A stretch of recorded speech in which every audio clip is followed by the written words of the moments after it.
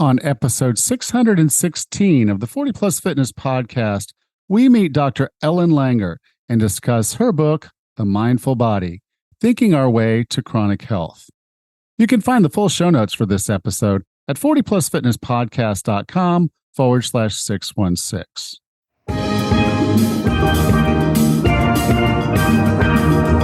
Have you decided you're ready to make a change?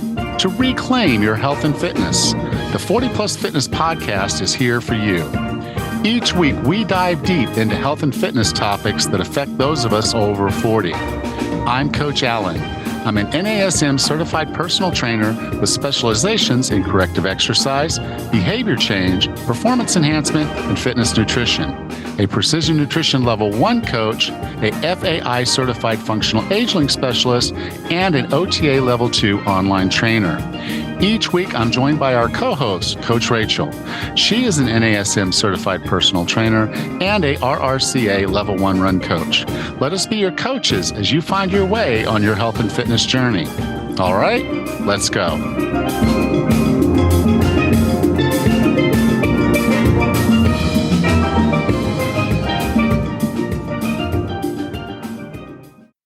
It's that time of year again. We drift in with the pumpkin fraccio whatevers, hit the Halloween candy hard, then comes Thanksgiving, the Christmas parties and feasts, roll into New Year's, and we're completely off track on our health and fitness goals.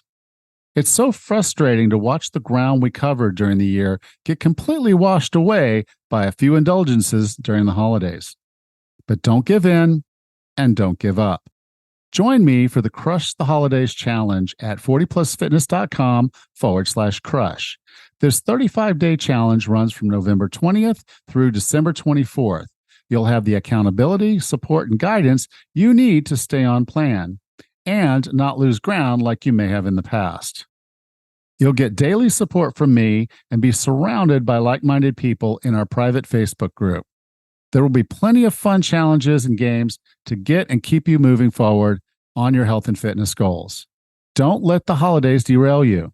Crush the holidays with the Crush the Holidays Challenge at 40plusfitness.com/crush. That's 40plusfitness.com/crush. Hey, Raz, how you doing? Good, Alan. How are you today? I'm doing all right. It's good. Interesting times. We had a shoe and leash thief last night. Came up on our patio. Yeah, came up on our patio. We allowed our dogs to chase them off, but lost a couple pairs of shoes and a couple of leashes for our dogs. My goodness. So just weird. Yeah. But I guess he needed leashes. I guess. He actually wore my shoes off the patio. He took his shoes off. He put my shoes on. But we did get an umbrella out of it because when the dogs chased him off, he didn't have the time to pick it up. So, oh my gosh. Well, that's an odd trade, but okay. Yeah, sure. Just drop your umbrellas off and we'll leave old shoes out there. Although Tammy lost a pretty nice pair, so that was not cool. But and the leashes. But again, it's just, it's kind of one of those things. You just kind of at the end have to laugh about it because it's that silly. How are things up there? Good. Crazy. Over the weekend, we had a race over the weekend. It was called our Cal Crusher, and it's a 30-hour event. So you do roughly a 5-mile loop in our little town, and you can come and go as you please. Go have breakfast, come back, go sleep in your bed at night, come back. You just do whatever you feel like doing. So we were running laps quite a bit. I think I got in 45 miles. I got 7 laps with the group. And then I also participated in our local Java Jog. Our coffee shop has a 5K race. So I added a few extra miles with them. I walked that with my mom and my brother and nephew. But the fun part about the Java Jog is that they have coffee at the aid stations. So it was wonderful, except we got totally soaking wet. It rained all weekend. the temperatures were in the 30s and 40s. It was crazy freezing. And then, as you can see, I'm in a tank shirt now. It's going to be 70 today. So we're back at it, just running and walking and trying to loosen up after a weekend of lots of miles, and just the crazy weather fluctuations. So with the weather, crazy. keep your stress level down. Yes. Take some vitamin D, take some things to improve your overall, immune system function. Yeah. Stay away from sick people. Right. Yeah. There's because a lot the weather of changes really do kind of mess with your whole body and its ability to fight these things. And so as that weather changes, you're a little off kilter, and it's just easier for you to get infected. And with colds all the miles, don't cause colds, but it's just, when the temperature changes drastically and you're stressing your body, those are opportunities. On the body, that's the, for sure. The whole coffee at aid station is just a little bizarre, because I don't know how many times I've seen someone run up to an aid station, grab a cup, and throw it on themselves. Right. Well, it was clearly marked between water and coffee. Yeah, water in the little Dixie cups and coffee in the little styrofoam cups, or the thicker paper cups. But yeah, it was really a treat. He had two different kinds of coffee. I want to say Guatemalan, and I'm drawing a blank on the other coffee out there. So it was more a treat than anything. So super fun. Well, cool. Are you ready to talk about mindfulness and how all this stuff works? Yeah. Our guest today is the first woman to be tenured in psychology at Harvard, where she is still a professor of psychology. The recipient of 3 Distinguished Science Awards, the Arthur W. Stott Award for Unifying Psychology, the Guggenheim Fellowship, and the Liberty Science Genius Award. She is the author of 12 books, including the international bestseller Mindfulness, as well as The Power of Mindful Learning, Counterclockwise, and On Becoming an Artist. Her trailblazing experiments in social psychology have earned her inclusion in the New York Times Magazine Year of Ideas issue. She is known worldwide as the mother of mindfulness and the mother of positive psychology. With no further ado, here is Dr. Ellen Langer. Dr. Langer, welcome to 40 Plus Fitness. Thank you, Alan. So today we're going to talk about your book, The Mindful Body, Thinking Our Way to Chronic Health. Now, obviously that subtitle as a health and fitness guy is going to get my attention. We don't usually see those two words put together. We see chronic illness, we see chronic this and chronic that. And as we get into our 40s, 50s, 60s, and 70s and all, we see the word chronic a lot more in our lives. Right. But we don't see it in the context of health. Can you talk a little bit about why you decided to put that as the subtitle? Well, sure. It turns out that there's an English version of the book in England. It's basically the exact same book, except different title. The title they used is The Mindful Body, Thinking Our Way to Lasting Health, because they thought chronic makes people think negative things. And the reason I wanted to use chronic health was to shake people up a little and to think about it and to realize, lasting health is nice, but it sounds sort of like a throwaway. Nobody's going to stop and say, yeah, lasting health. And I really think that we have enough evidence that our beliefs about our health can be radically changed for the better. So that's why I wanted to use the word chronic health. And you're speaking my love language because, when someone comes to me, I'm like, okay, Alan, I want to lose 25 pounds, or hey, Alan, I've got this race I want to do, this half marathon I want to train for, and I want to hire you to help me do this thing. And we start the conversation, and I know as we were prepping for this, I used the term mindset, so we can skip that. But it's basically you got to get your head straight to get your body straight. And so the head leads. Right. And in all cases, and I did early studies on mindset back in the 70s, so I don't object to it. But when we think of mindset, to my mind, you're holding things still. Right. And what we want to do is release our minds in some sense so we can come closer to the full potential that all of us have. And that's right down the line of what I love, because the first thing you started talking about was rules. And, gosh, everybody wants that. They want that simple thing, the calories in, calories out. They want I'm going keto, so my grams of carbohydrates has to be below 25. And, can I eat this? Is this allowed?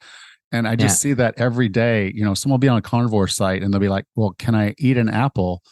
And I'm thinking to myself, you're grown, man. You can eat an apple if you want to eat an apple. You don't have to ask people on the internet what the rules are. I think that mindlessly following rules goes far beyond our eating and exercise behavior.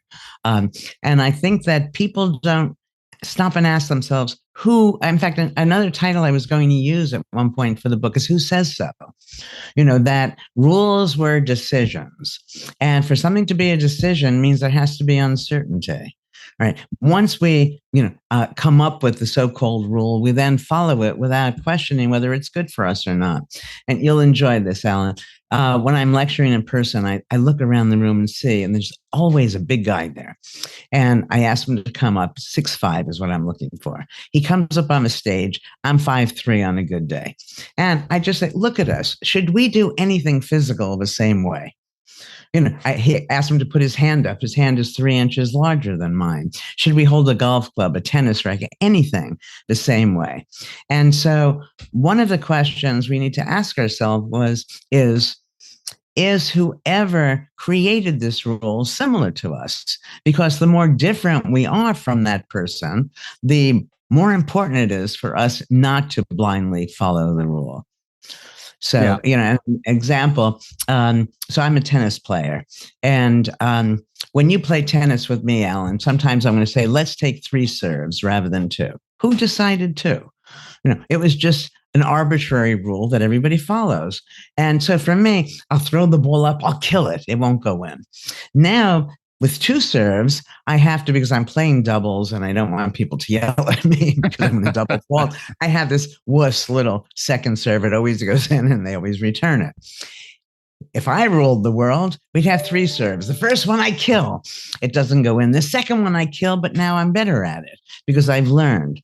And then I still have my follow-up serve. Now, you can imagine that if we're going to have professional tennis games or for any sport, we need to follow certain rules, but we need to understand that those rules are just conventions. So for me, I know I would be a better tennis player if I wrote the rules. And that's all that matters. It's not to take myself to task because I can't do something. And this may be a little off color, I don't know, but when I have my 6-foot guy standing next to me, and I just ask a simple question, if we're both sitting on the same toilet, it would seem one of us is not getting our needs met. So everything out there is designed with a particular person in mind, and that particular person is rarely us individually. So, and it's the same thing for anything medical. Yeah, I was staying at a resort. We were on vacation last month, and I'm walking, and the basic cover over the table was this thatch thing, but they had built a metal rim around it, and it was set at probably right about 5.5 feet. And I'm 5'11". So, but most Panamanians are, they're 5'5". Sure, right. They can walk right under it and never even know it was there. Yeah. I kept hitting my head on stuff. It's just because it wasn't made for me. It was someone else's rule, someone else's thing. Yeah, exactly. But the other thing where I see that pretty common is, people will talk about squats and they'll say, okay, your knees should not go beyond your toes. And I'm like, well, who said again, that who rule? says so? Right. Yeah, because if your limbs are shorter, that would actually be a true statement. Better. Your knees can't go over your toes because you have shorter limbs. If you have longer limbs relative to your body shape, size, your knees need to go beyond your toes, or you're stopping too soon and putting stress on your knees. Yeah. So, Alan, there's a larger point behind all of this, which is that even when the rules come from science, people need to understand that all science can give us are probabilities. Okay, which means if we were to do the exact same study again, which we could never do exactly the same, we're likely to get the same findings. Those are translated into absolutes. This is what you must do. Yeah. And it's because of that we're hurting ourselves. I mean, a homey example, before we get into talking about health, I played tennis with these 3 women, one of whom was much better than the rest of us. Okay. Now, the woman I was playing with has this wonderful shot down the alley. And on the other side of the court, Melissa's yelling, "Sarah, that's a low probability shot." Now, the likelihood of getting that shot across all people, across all games, which we can't compute, but even if we could, is irrelevant in some sense because it's Sarah's best shot. Yes. Right. And so we never want to give ourselves over to experts. We want to use expert opinion and recognize that it should just help guide what we do, but not determine what we do. And even when you do, it could be a rule, but your rule, but it could be your rule for the next 5 years, and then your physiology or for the next 5 minutes. Exactly. Yes, exactly. You have to have that open mind to look at it and say, this is going to serve me maybe for a period of time, but it may not serve me all the time. And you have to be open to that. Part of the reason that people do this is because they think if they can hold things still, they have control over their lives. And it turns out, since everything is changing, everything looks different from different perspectives. When you're holding it still, you're hurting yourself because you're not present then to make changes that are going to better fit your needs. So I've been working on this concept of mindfulness for 45 years. And all it is actively noticing. And because we think we know, we don't pay any attention. But when you're actively noticing, the neurons are firing, and all of this research says that it's literally and figuratively enlivening. And all of this research has shown me that virtually all of us, sadly, are mindless almost all the time. We're not there. And when you're not there to know you're not there. And so that's why I'm here today to, in some sense, try to get people to be there, because it's so simple. But right. And what we're taking the human brain and we're trying to overwrite some of the programming we have because we want everything to be around us just to be simple and easy. And then we don't have to focus. Well, but mindfulness, but see, being mindful is easy and it allows us to be in the present. Everybody has this understanding it's good to be in the moment. And that's a nice instruction, but it's empty because, again, when you're not there, you don't know you're not there. The way to be there is just notice new things. So when I lecture, I often start off with some things that everybody knows to be true. So, Alan, how much is 1 + 1? I would say 2, but I know where you're going with this because it was in your book, but go ahead. That's right. Okay. I'm not going to cheat. It's fine. 1 + 1 is not always 2. 1 wad of chewing gum plus 1 wad of chewing gum is 1. 1 pile of laundry plus 1 pile of laundry is 1. You add 1 cloud to 1 cloud, the answer is 1. So in the real world, it doesn't equal 2 as more often as it does. So now let's say as soon as we're finished, you're taking a walk. This is very unlikely, but someone says to you, Alan, how much is 1 + 1? So rather than mindlessly answering 2, you'd pay attention to the context, and your answer would be something like, well, it could be 2. And when we recognize that we don't know, everything becomes interesting. And we show up for it, essentially. And most of the things that we've learned, the most basic being this 1 + 1, are simply wrong in many contexts. So a way of understanding mindlessness is that we're frequently in error, but rarely in doubt. And most of the limits to what we can achieve, whether it's in your domain of exercise and things of that sort, or other aspects of our health, are limited by these mindsets that we took in at an earlier time. And what I really like in the book, you went through some of the work that's been done about mindfulness and outcome. And what I liked about it was it really put together kind of the lockstep. And you talked about how your mindset is going to your mindfulness is then going to set how you feel about, well, you see here. Yeah. So the effort and then the results. Make that clearer. Yeah. So lots of this work is based on mind-body unity. Now, if we go back just a few decades, the medical world believed that It's nice if you're happy, but it's irrelevant to one's health. The only way you're going to get sick is the introduction of an antigen. Okay. Now everybody knows that, well, psychology matters some. So they talk about mind body connection. I'm not talking about mind body connection. I'm talking about mind body unity. It is one thing. If you view it that way, then wherever you put the mind, you're necessarily putting the body. So we have a host of studies where we put the mind in strange places to help make the case. So the first of these was the counterclockwise study. This is a famous study. Now, isn't that obnoxious to call one's own work important? No, it's not. Way? When you actually hear what she's going to say, no. It's not obnoxious at all. It's actually really, really cool. Well, that's sweet. But the reason I feel comfortable is because if you watch The Simpsons Go to Havana, they talk about the study. So it's out there. If The Simpsons think it's true. If you make The Simpsons, you're really famous. Yeah. But here, what we did was basically retrofit a retreat, a timeless retreat to 20 years earlier. And then we had elderly men live there for a week as if they were their younger selves. So they spoke about past events as if they were just unfolding and so on. Okay, 1 week or less.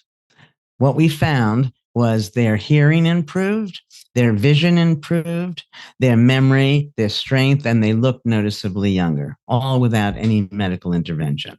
So then we've gone on now to do many, many studies like this. The one you mentioned to me before we started to tape, I think you're interested in the chambermaid study. Yeah. So here, chambermaids are exercising all day long, but they don't realize they're exercising. They think exercise is what the Surgeon General says it is, what you do after work. After work, they can't do anything. They're just too tired. So all we did was teach them, half of them, that their work is exercise. Making a bed is like working on this machine at the gym and so on. All right. They didn't eat any differently, the two groups. They weren't working any harder, less hard. They were the same on all the measures except those who changed their mindsets and now saw themselves as exercising, lost weight. There was a change in waist to hip ratio, body mass index, and their blood pressure came down. Okay, so now let's go further. We have so many of these. I'm just going to give a couple. Let me give you the most recent, which is fun. So we inflict a wound. Now, it would have been more dramatic if I could really hurt somebody, but I didn't want to. And even if I wanted to, it wouldn't have been approved. Hopefully the Human Subjects Committee wouldn't let me. So, but it's a wound nonetheless. And a third of the people are in front of a clock that's rigged, which unbeknownst to them. And it's going twice as fast as real time. Another group is in front of a clock that's going half as fast as real time. And for the last group, the clock is reporting real time. And the question we're asking is, will that wound heal based on, quote, real time or perceived clock time? And the answer was clock time. We have people in sleep labs where they wake up, they think they got 2 hours more sleep than they got, 2 hours fewer, or the amount that they got. Again, biological and cognitive functioning follow perceived amount of sleep. We have work on fatigue that's relevant to your line of work. It's kind of fun. I won't go through all the studies. Let me just give an example of a pilot work we did here, but it all says the same thing. So we asked 100 people to do jumping jacks. Tell us when you get tired. So they tend to get tired around 70. Now we take another group of people and we say, do 200 jumping jacks. They get tired at 140.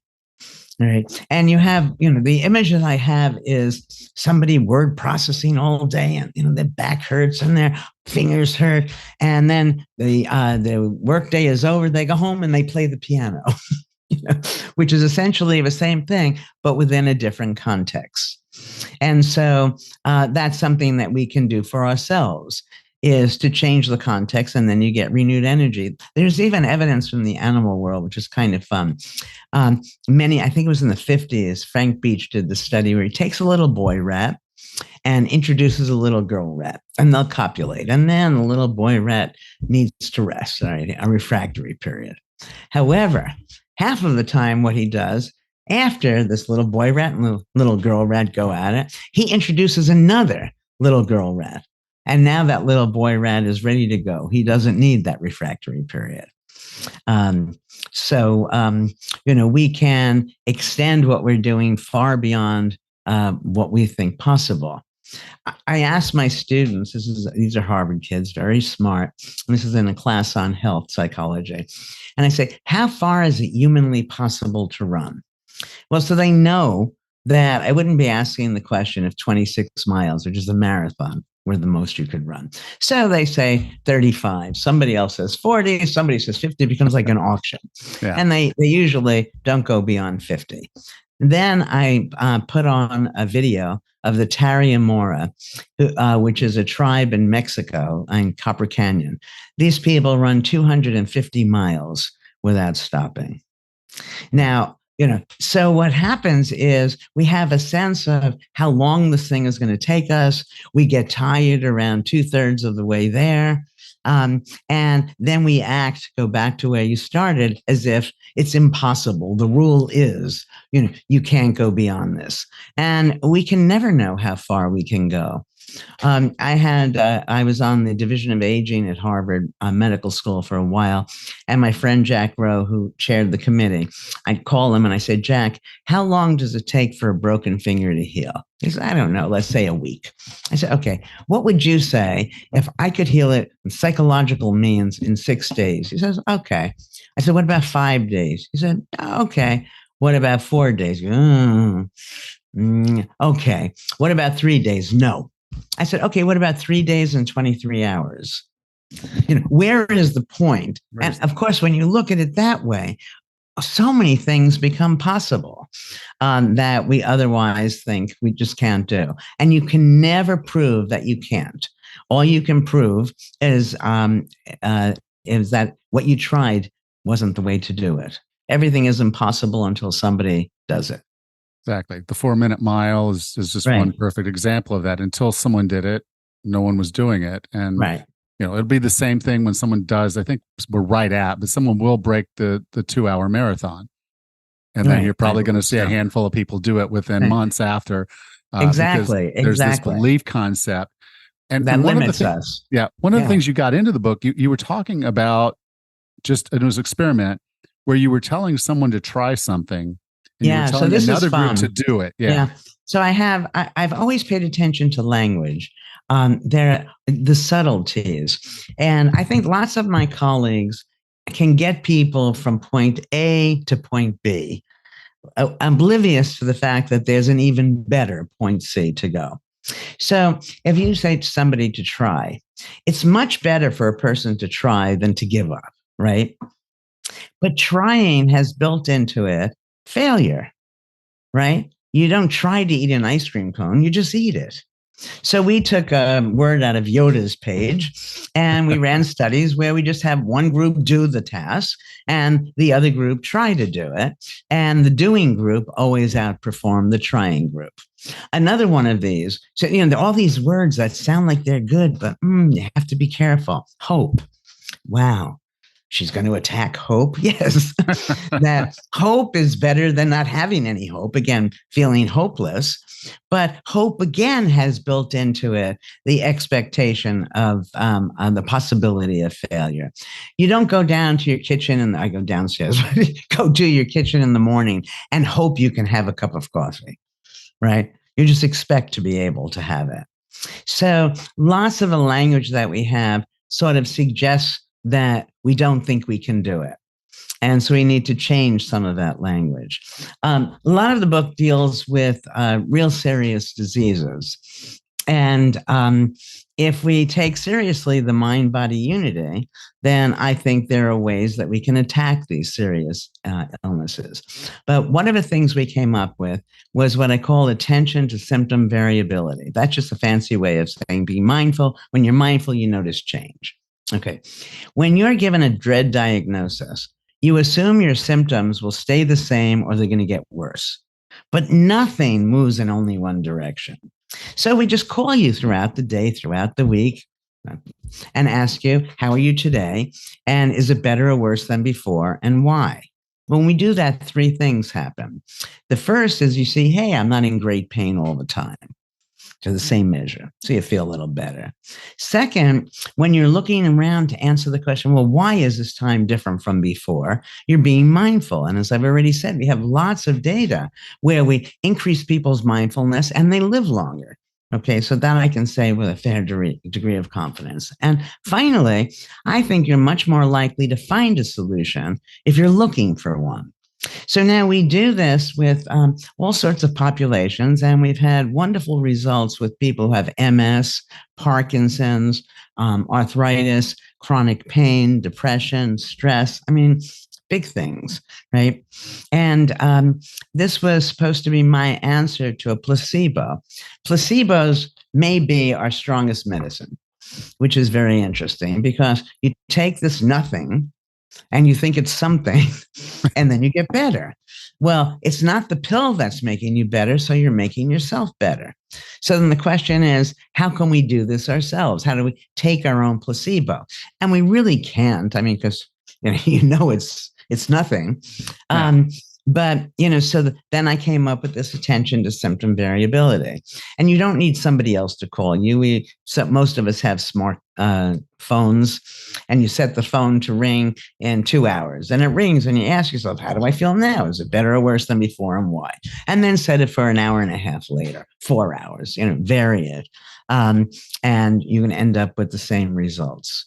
And it is very nice because when people enter the medical domain, it's itself very stressful, which is something I also talk about in the book. There's a lot in the book about stress. But the thing that I find the most ironic, hospitals haven't changed in, almost since their inception. Now, I don't know anybody, and it may just be the people I know, other than the doctors and nurses who are going into the hospital, who don't get stressed the moment they walk through that hospital door. And it turns out that stress is probably the biggest killer.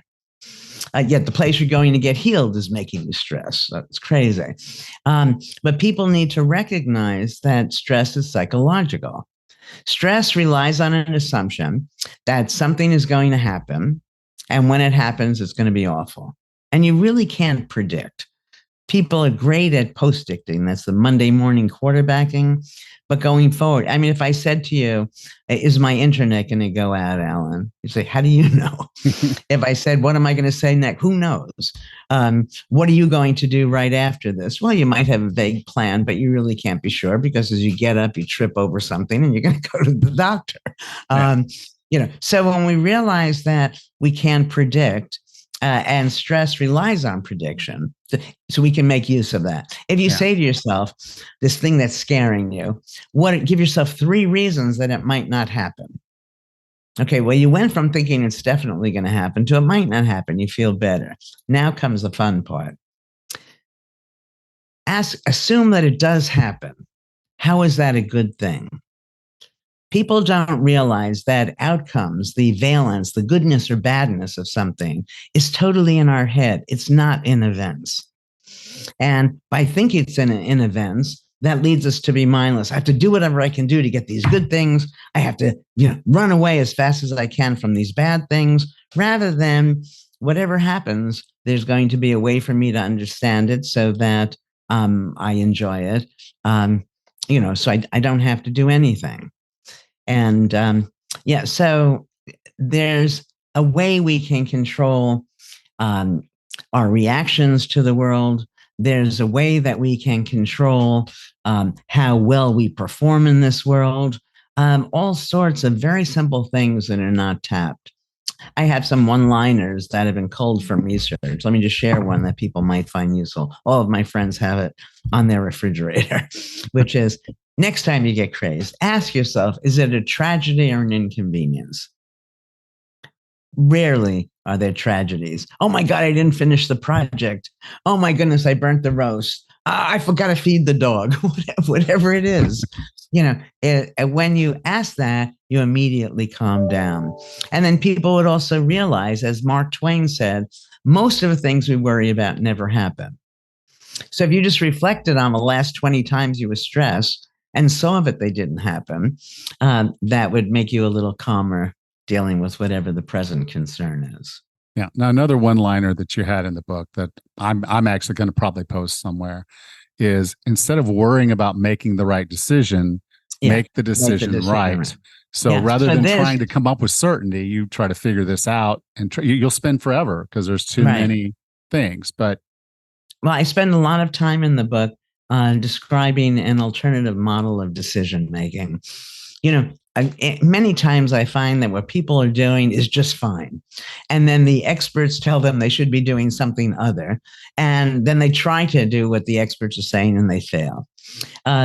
So I argue against, let's say, doing cost-benefit analyses. In some very real way, they make no sense. Why? Because every cost is simultaneously a benefit. Do you want to meet my friend Susie? She's very spontaneous. Sure. You want to meet my friend Susie? She's very impulsive.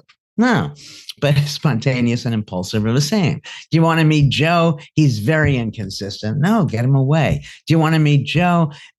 He's very flexible. All right. So you can't just add them up and know where to go. If you're thinking you should gather information, when do you stop? There's no rule that makes sense as to when you should stop. And each new piece could change the sense of a decision. So lots of this sort of understanding, hopefully, and I explain well enough for people to say, all right, I don't need to be bothered. Making decisions is stressful for most people. So I said to my students, so what I want you to do this whole week, don't make any decisions. Use some little rule, flip a coin, whatever the first choice is that's presented to you or that comes to mind, do that.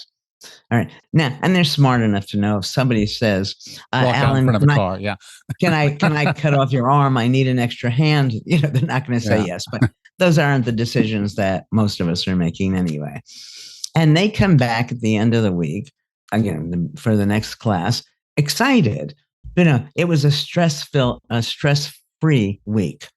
And that's what we can all have available to us. So the one line, as you said, is don't waste your time. Don't worry about making the right decision. Instead, make the decision right. That means you can't know. And whatever happens, there's a way to understand it and appreciate it so that it works for you. Yeah. And we can think we can go back and look at that decision and say, oh, well, I should have made the other decision, but we still can't know that would have been the right decision. Exactly. That's perfect. So many people regret the things they decide. They regret the things they decide, which only makes sense if there was some guarantee that other alternative would have been glorious. But the other alternative could have been equally bad, or it could have been even worse. And the most important part of it is the alternatives are nothing. It all depends on the way we organize the information. You might think that you want to meet this beautiful woman, let's say, and marry her and live happily ever after and give her all the best qualities.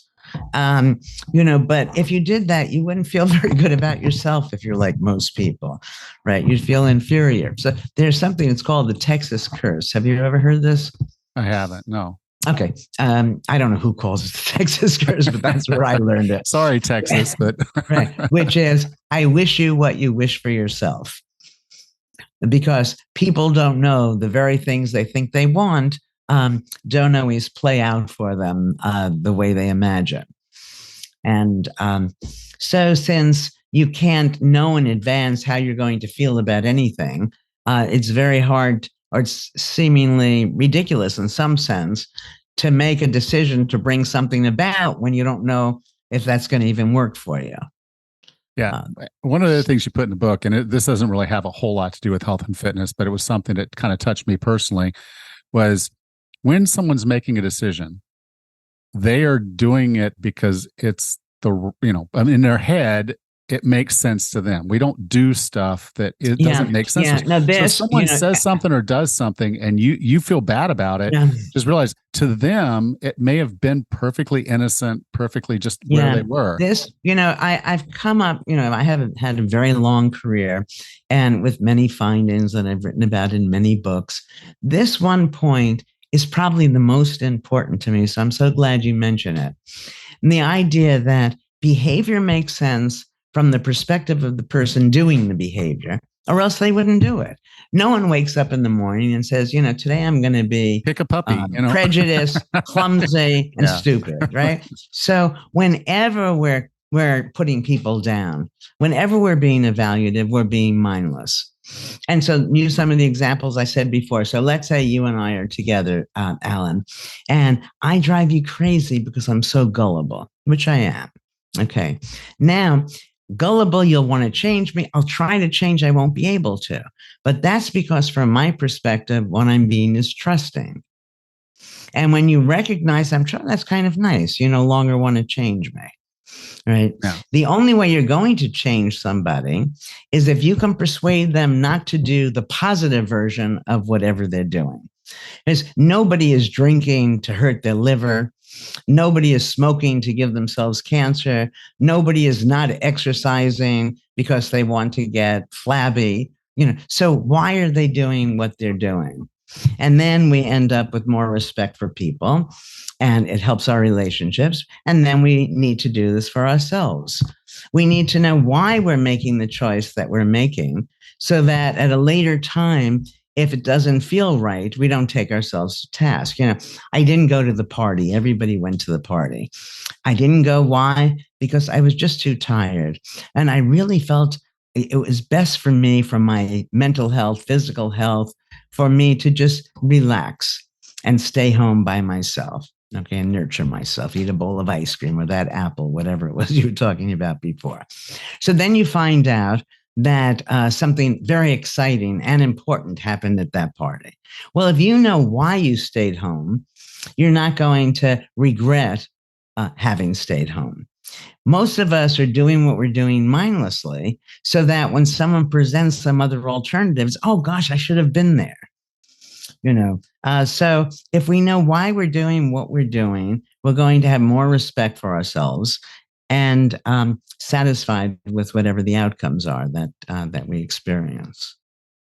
Dr. Langer, I define wellness as being the fittest, healthiest, and happiest you can be. What are 3 strategies or tactics to get and stay well?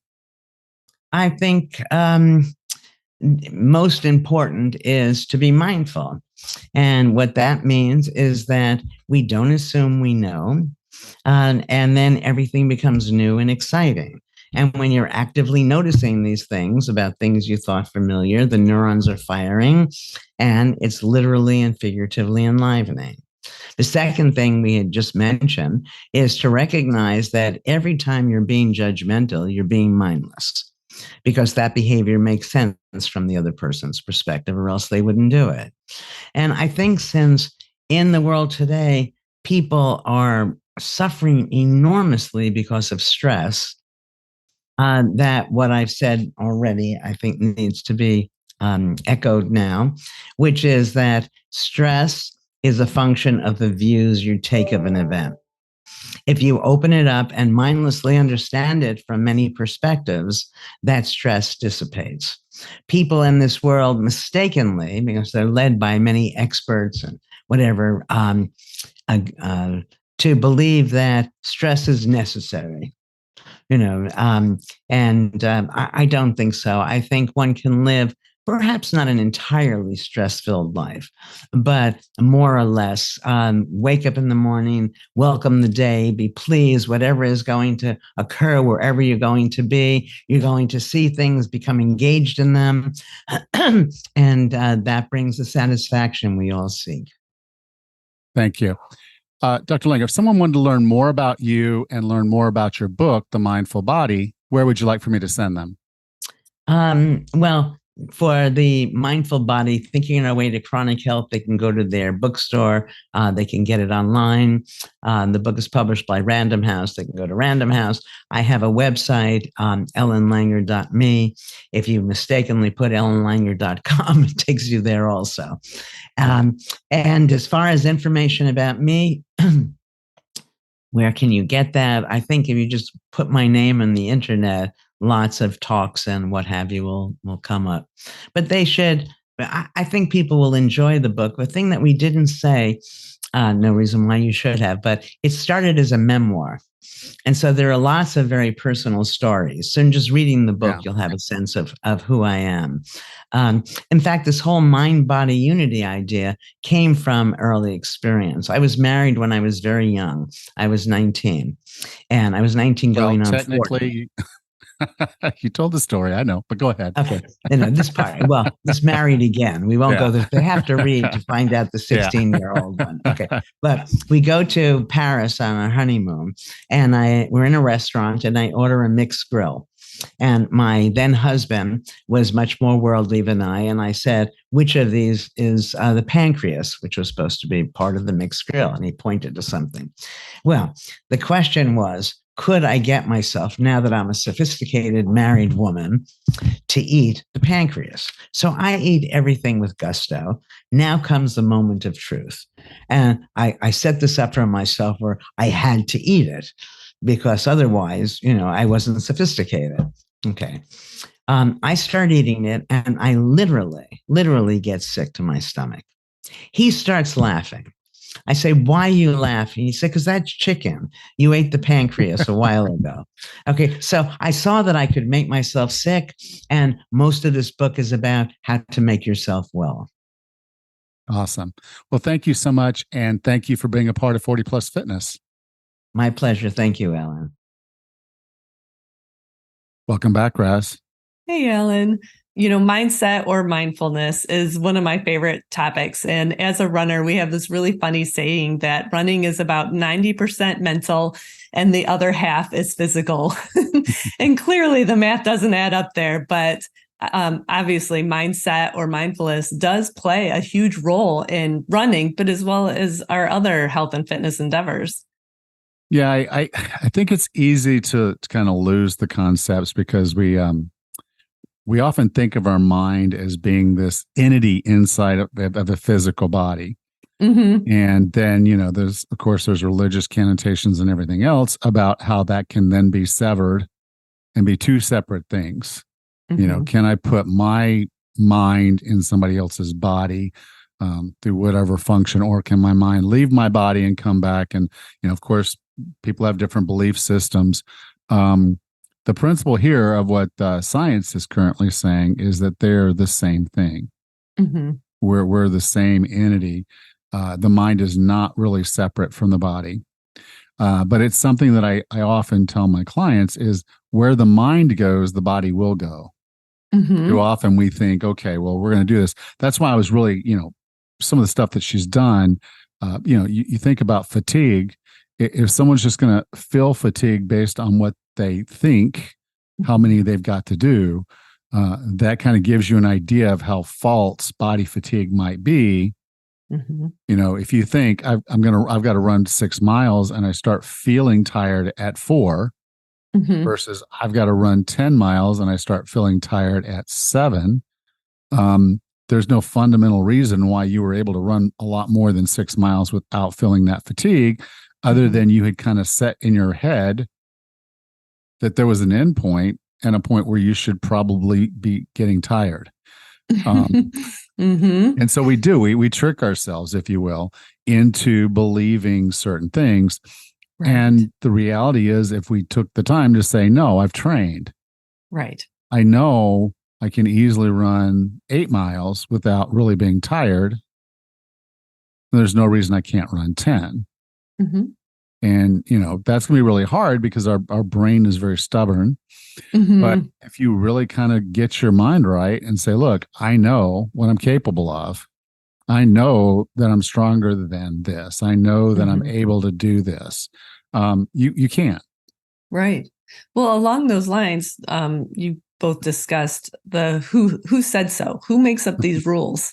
And I love that because, there are people out there that you hear something and it sticks with you. So I could never run a 5K, or I could never do this, or I could never lift my body weight in the gym. Well, who says so? Like, how did you get to that conclusion without trying or experimenting or at least giving it an effort? I mean, we are so self-limiting with what we believe.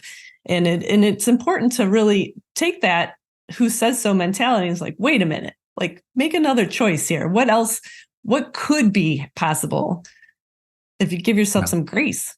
Well, if you tell yourself you can't do pull-ups, done. Yeah, Decision made. You're right. This is Ford stuff here.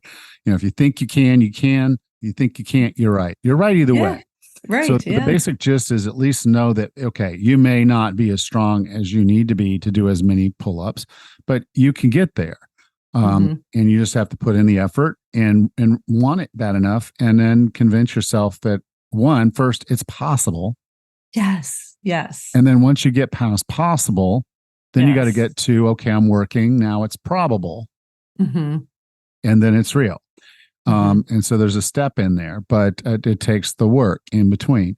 This rules thing is just hilarious because the funniest rules. It's like, there'll be someone on Facebook in a carnivore group, and they're like, I really, really, really want to put some barbecue sauce on this.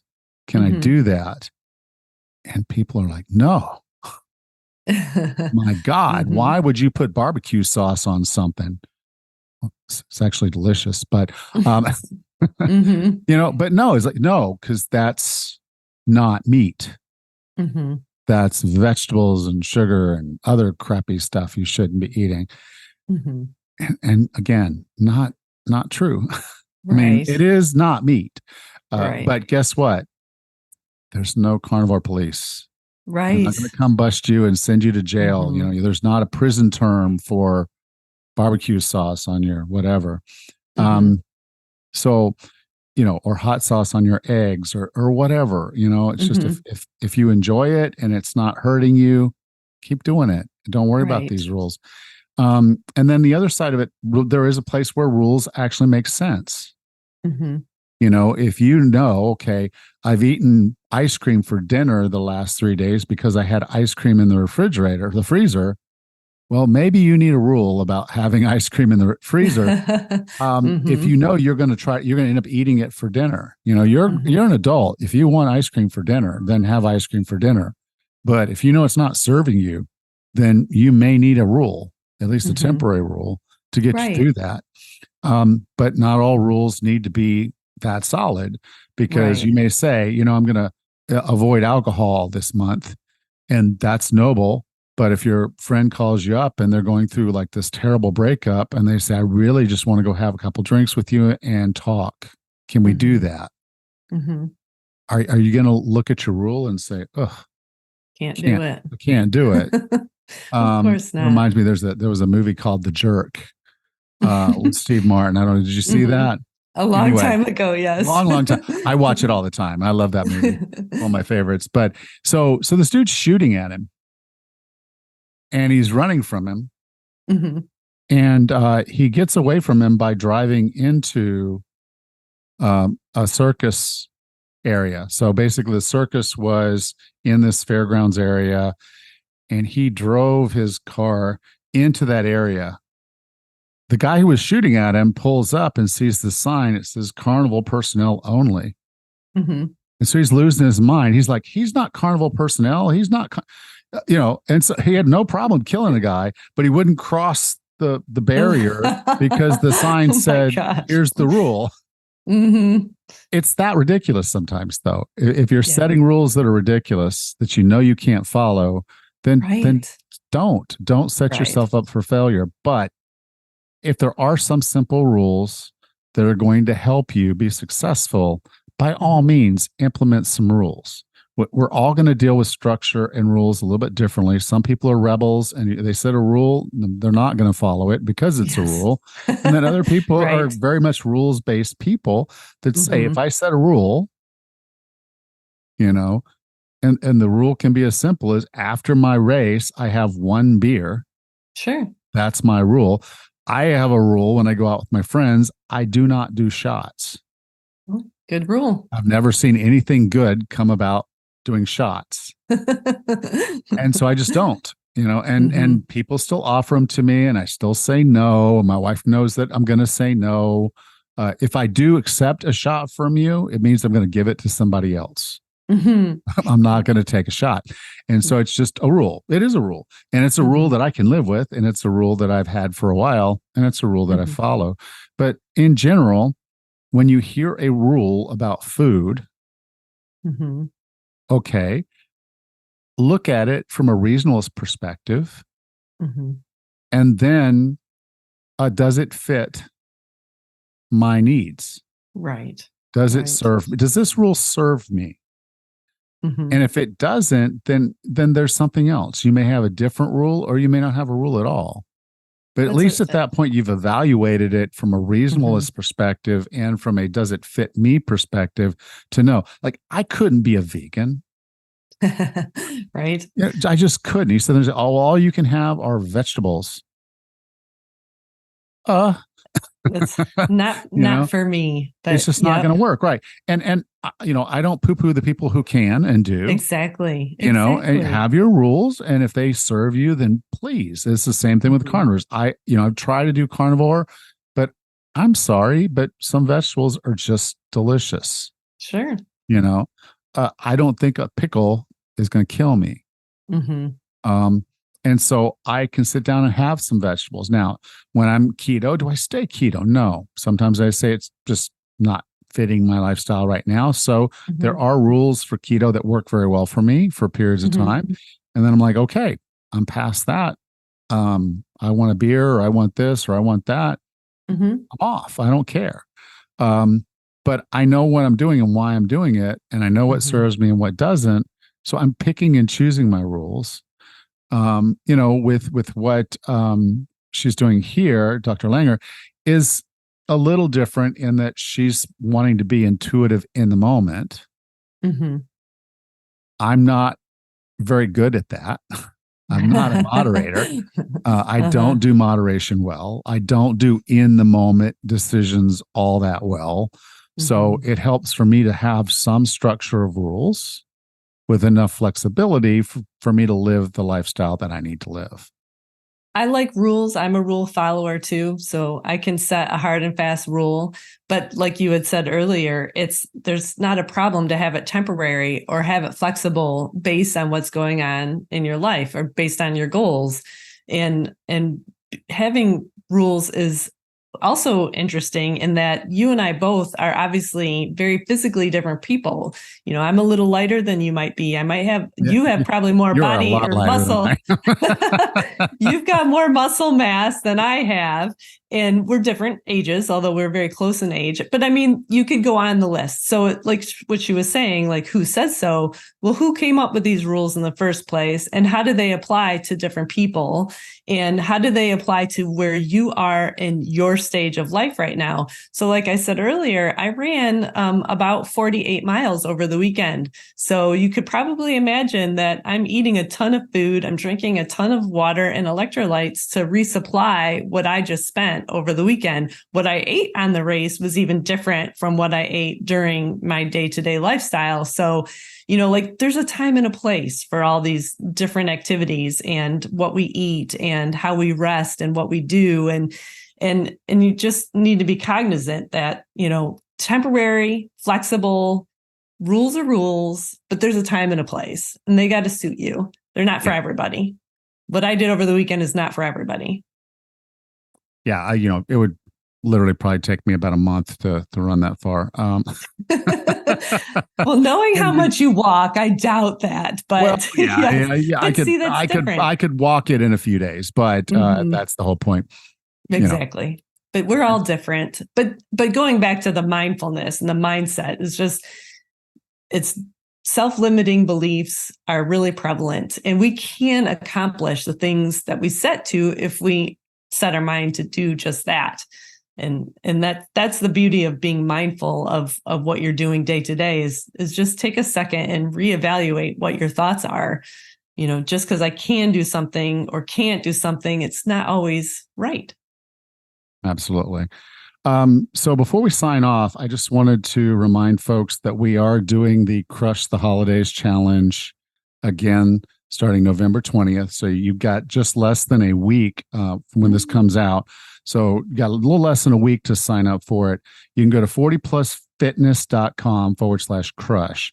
And this year, I've got some special little surprises and things we're going to do during the 35 days of this challenge to include. And if you enjoyed this on our Facebook group, we're going to do some bingo as a part of the Crush the Holidays challenge. Now, this won't be in the main group. This is just for the folks that are going through Crush the Holidays. A lot of you had so much fun doing it with the main group. But this is just going to be a little side one that we're going to do as a part of the Crush the Holidays. And there's going to be a lot more fun, a lot more challenges, a lot more things involved. So come join us. It's an opportunity for you to stay engaged with your health and fitness goals throughout the holidays, which is a time when many of us lose our way, either because it's eating season or because our whole process, our whole lives are just a little disrupted by the different schedules and all the stuff that's going on. So this is just an opportunity for you to regain and maintain that focus throughout this season so you can, of course, crush the holidays. So go to 40plusfitness.com/crush. Awesome. Sounds great. All right. Well, Raz, I'll talk to you guys next week. Take care. You too. Thanks. Bye. Bye-bye.